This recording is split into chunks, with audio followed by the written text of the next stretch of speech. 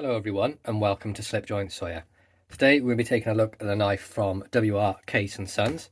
Comes in this standard sort of black style box with the gold text on the front. You can see we've got the Case XX. WR Case & Sons, established 1889, cutlery company, and the double XX, which means tested twice.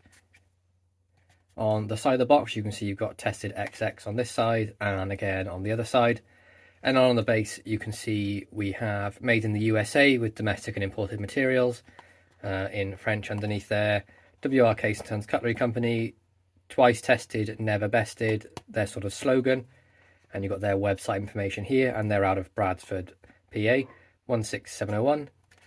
And we're going to be looking at today a Sowbelly. Now it's not just any Sowbelly, this is the SMKW exclusive.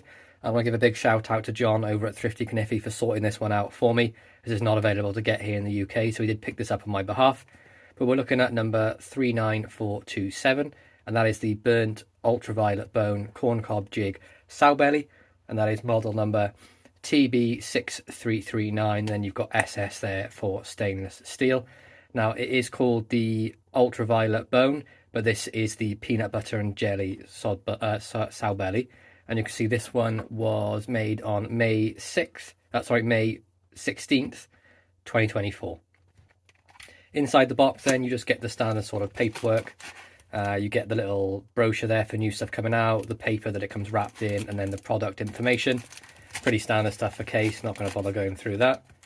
We'll put the box to one side and take a look at how beautiful this Sowbelly is. Look at that.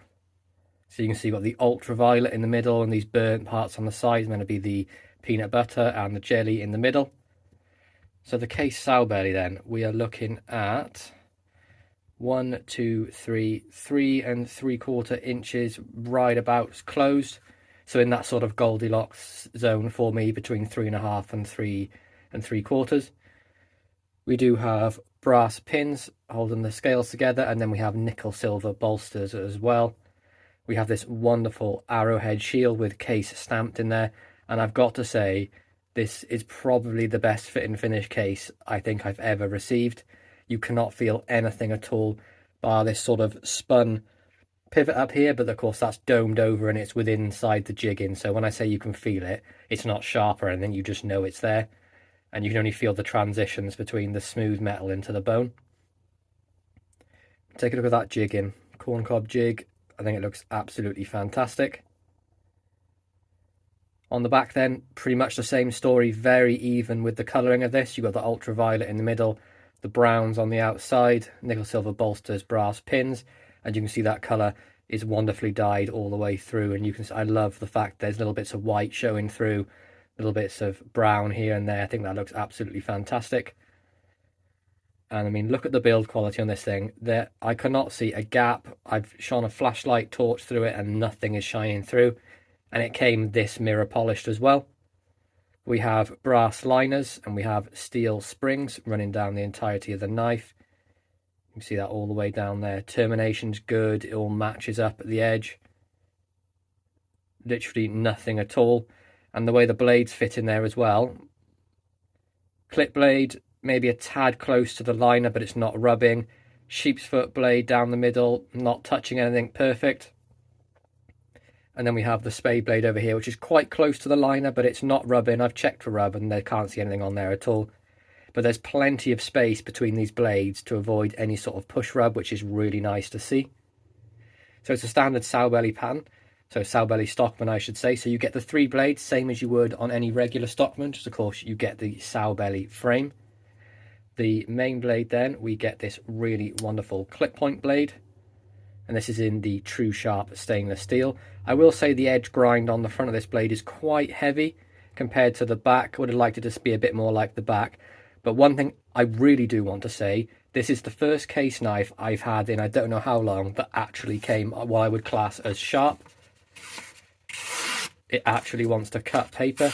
Now, is it the smoothest cut? No, it's quite toothy. You can probably hear that.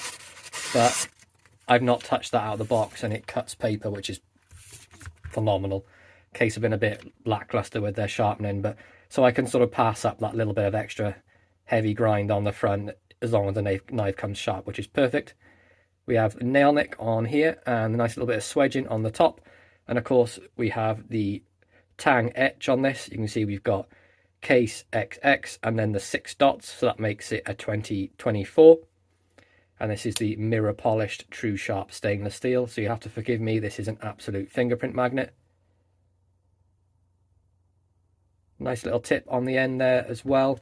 And then the blade length for this full blade length, we are looking at 1 to 2 3/4 with right about just over a 2.5 inch cutting length.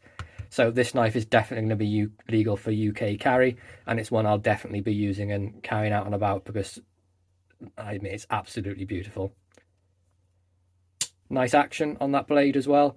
We're looking at about 6.5 on the pull for that. Then we have this wonderful Sheepsfoot blade. Pulls a little bit lighter on the smaller blades. I would say it's about a 5.5 to a 6 max on that. Again, blade edge is very nice, a little bit heavy, I would say, towards the middle of the blade. But again, this one came sharp as well, which is really nice to see. So yeah, done a great job with that. The Spey blade's exactly the same, sharp as well. You can see we have the model number on the tang. So you've got USA TB6339 and SS for stainless steel. And of course, that's etched as well. Mirror polish, Tru-Sharp stainless steel. We have a nice sort of crescent moon nail nick on there, and then we have a full blade length for this one of 1 to 2 1/4 with a cutting edge of just a hair shy of 2 inches. Nice smooth action on that. Definitely a lighter pull than on the main blade, but I've said it before with my Stockmans, I love to have the main blade, the largest blade, having the strongest pull, and I'm happy for the 2 smaller blades to be a little bit weaker because they're not for as hard use jobs. But the Sheepsfoot on these is fantastic. Same with the 75 large Stockmans as well. I love the Sheepsfoot blades, and it makes it super comfortable in the hand, and it's a really nice working blade. And then finally on the back we have the Spay blade. I'd say that's about a 5 pull on this one. You have the SS for the stainless steel, nail nick, mirror finish, and the edge is a little bit better on the Spay blade.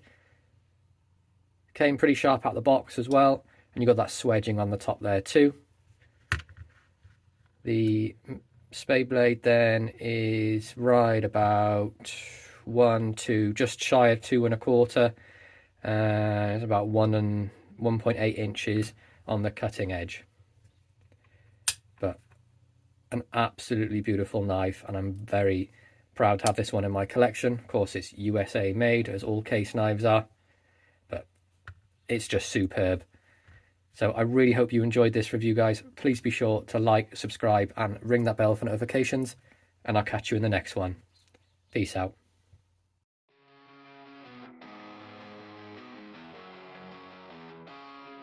Matt's got a channel, man sharp as a blade.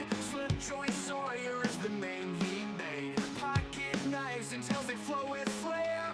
Restorations done with craftsman's care. Rusty steel polish bright in his hands. Old souls revived with a steady glance. Views keep climbing like a jagged peak.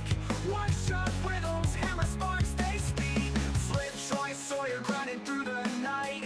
Pocket knives gleam under flickering light. Matt's got the touch, man, turning steel to gold. Every story cut deep, every piece sold.